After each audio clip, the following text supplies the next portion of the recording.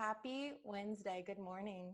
Good morning. Edie, how Good are you morning. doing today? Great, thank you. Good. And Mary Cheatham, how about you? I'm doing great. I'm excited to be here. I'm really thrilled that we have Edie here with us. So Edie Reed is the executive director of the Broad Street Clinic, which if you're not familiar with Broad Street Clinic, you really need to know about it. It's pretty incredible.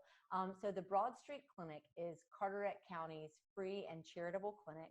They are here to provide both health care and prescription drugs to folks who otherwise wouldn't have access to them. So we're really going to dig into that today with Edie and kind of learn more about what they do. But guys, one of the things that really has struck me in the conversations that I've had with Edie and as I've learned more about Broad Street Clinic is they have employees and they have folks like Edie who help to make it all happen, right? But then they rely exclusively on volunteers. And these are volunteers who are doctors, nurses, they are pharmacists and pharmacy techs. So these are folks who, when they're at work, they're highly educated, they're highly compensated, and then they take this time to come and really change lives for these folks. Edie shared that they have around 850 patients that they take care of on a regular basis. And so what I would really urge you guys to do as you're learning from Edie is to think about, do you know somebody who you think would need access to this sort of care? And also, I know it's making me think about how can I help. So Edie, thank you very much for being here with us today. Thank you for having me. Yeah. So Edie, tell us a little bit about what you do at the Broad Street Clinic and just kind of, I know we were talking earlier about, if you kind of had an elevator speech about what you wish people knew about the Broad Street Clinic. Probably the first thing I would say is I wish people knew that we were here and what we do. So here's my elevator speech. We have been providing free medical and pharmaceutical services since 1993 to the residents of Carteret County and the surrounding areas. And by free, we mean that's what it is. It's free. And it's for folks who are uninsured, who just sort of need a little, not a handout, but a hand up to kind of piece everything together. Make sure, one of the things I always like to say is living in Carteret County, you need to feel good so you can play good, work hard, Carteret County, which is why we're here, right? Right. I mean, it's like really and truly. So we're able to provide those things. That's so amazing. It's just incredible. What you guys do. How does somebody qualify? So, if someone's watching this interview, Edie, and they think, gosh, especially with everything that's going on, folks have lost jobs, folks have lost access to health care. If we know of somebody who we think could benefit from you guys, what's the best thing to tell them to do to connect with you? So the best thing would be to call and speak to one of our advocates to just sort of see what it is that we do and how we can help them, whether they're truly uninsured or whether they're in a donut hole or whatever. So the best thing would be to call and speak to an advocate and just talk about what it is that we do. Okay. And so I know that you guys, in order to qualify to be one of your patients, there are 5 main things that you guys treat. And is that part of the qualification process?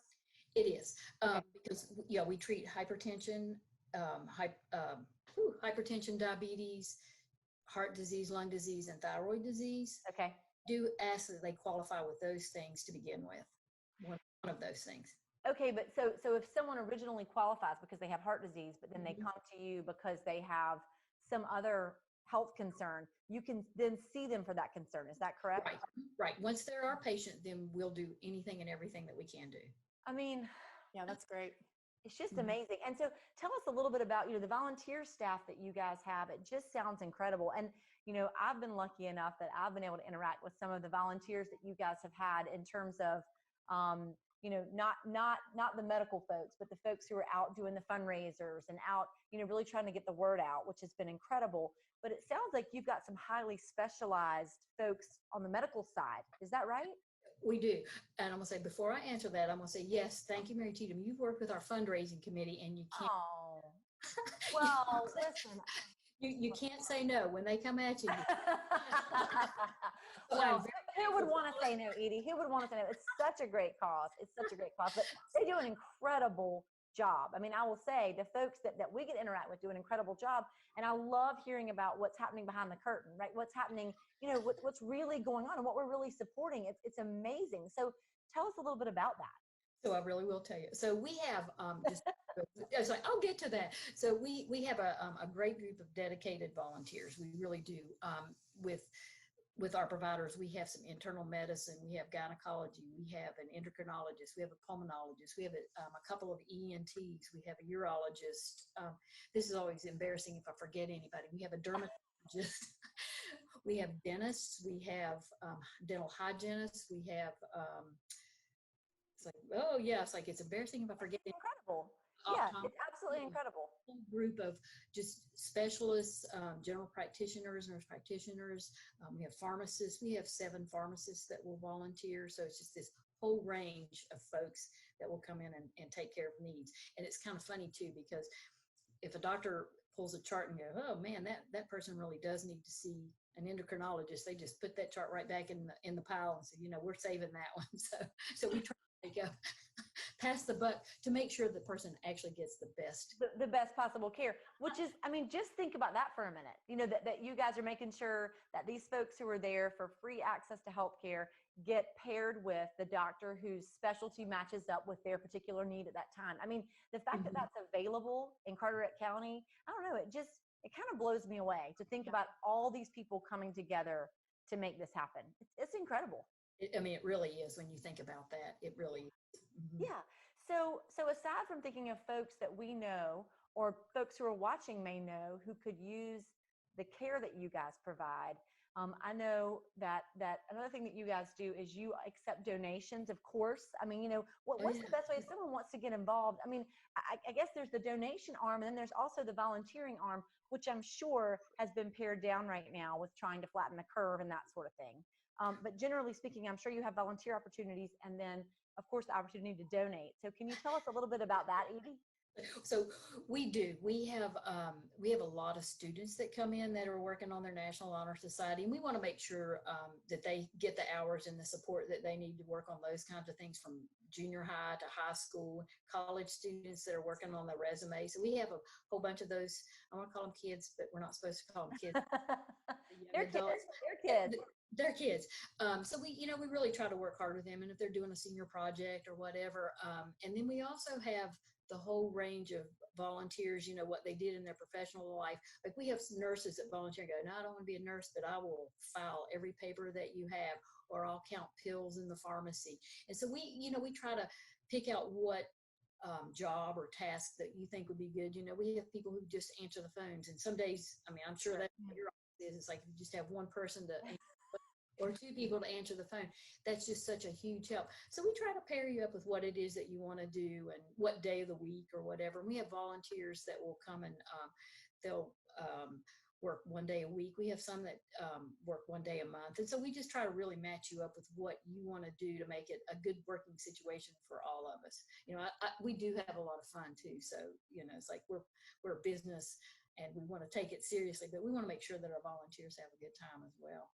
I think that's so incredible. And Edie, we'll be sure to put your website and everything down in the comments.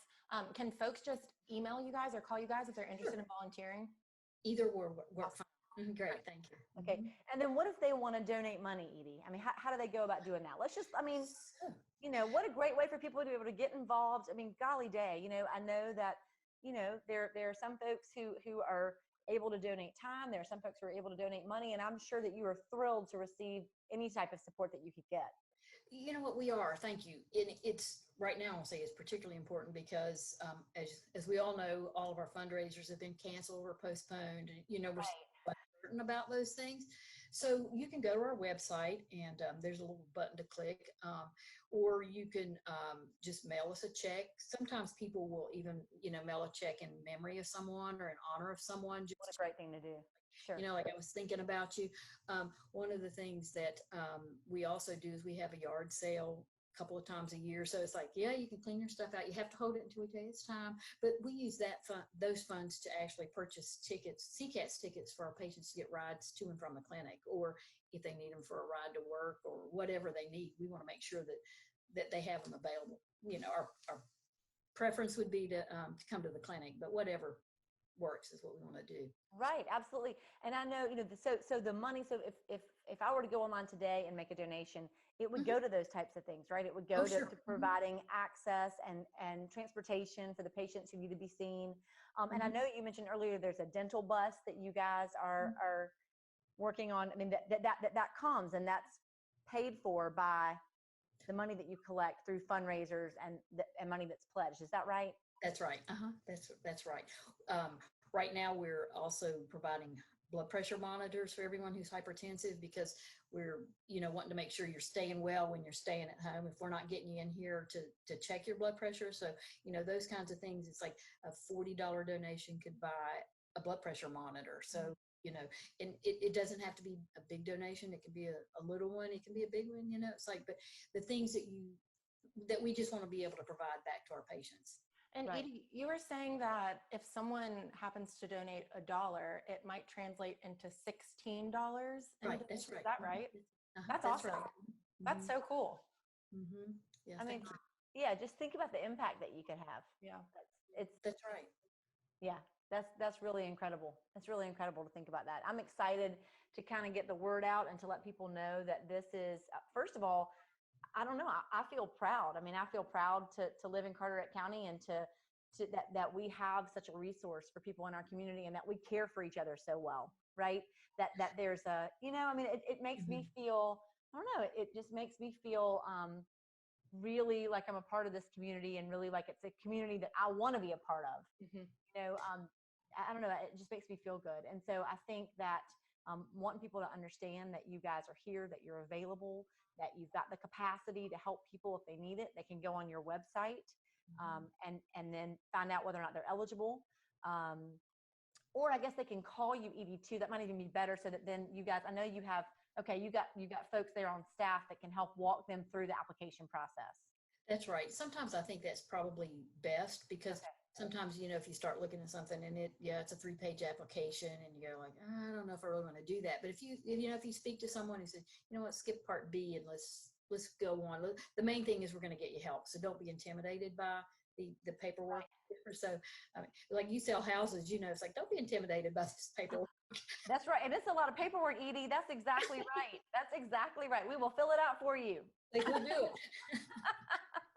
Like, so we want to do that. Yeah, man, that is just so cool. Well, I'm just so thrilled that we've gotten to spend some time with you today, and we're going to post through everything, right, Meg? We can provide the phone number and the website. And I think I would just encourage folks that if you are feeling like that you've got some extra capacity, either in time or your finances, obviously any little bit can make a difference. I think it's so incredible to think about giving $1 and it having the, 16 times that impact. So anything you can give will have 16 times that impact for folks who really are in need of healthcare and their prescription drugs. I love that. I love that. Meg, will you ask Edie our special question? Of course I will. So Edie, we ask all of our guests here on Coffee with MC the same question. So we put everyone else on the spot, just like we are about to put you on the spot. And this comes from a podcast, actually, that Mary Cheatham and I listen to. It's called For the Love with Jen Hatmaker. It's wonderful, very positive and uplifting, if anyone wants to listen to it. But she asked all of her guests this question, and we want to ask you this question. So okay. Edie, what is saving your life right now? Well, Netflix could be an obvious. That just made me so happy. It's like, but I think the fact that I still can come to work. I mean, like, I have a lot of great people in my life with my family and, my spouse and things like that. But the fact that I can still come to work, because so many people are really, I don't want to say trapped, and they feel like they're trapped, and, you've seen those posts on Facebook that's like, stay home, stay safe. And so I feel like I'm safe, but I'm able to go about doing what I can do to help folks. I mean, because this is probably more important now than ever. So I feel lucky that I'm still able to get out and do and keep on doing. And of course, the other piece of that too then is like, then I do go home and I take a walk every day. Yes. The other piece of like my sanity is to take a walk. Absolutely. Well, Edie, you're such an integral part of our community and all the folks at Broad Street Clinic. So we just want to thank you for taking the time today to help educate the folks who are watching this Coffee with MC, but also just so they can pass along the message to anyone who could use y'all's help. So just thank you for taking the time today. That was Absolutely. awesome. Yeah, you're. I mean, this has really been inspirational, and I just. I mean, I think I speak for everybody that we so appreciate what you guys are doing and what you're doing. I'm sure that holding that together, there's a lot of moving parts over there. I can Edie's the fairy godmother. That's what I get that vibe. That's right. That's exactly right. I know. And I was sharing with Edie earlier that I spoke with someone whose child was able to get a drug that they really needed through Broad Street Clinic. I mean, and she teared up just talking about it. So the work you guys are doing is incredible, and it's life-changing. And thank you. Thank you. Thank you for what you're doing too. Edie, well, thanks for being here today. A great Wednesday. Great. Thank you. You too. Thanks, Edie. Bye, Edie. All right. Bye. Bye, Edie. Are my glasses fogging up? No. You're good. I love it. I love it. Well, thank bye, you. Edie. Thanks, Edie. Bye.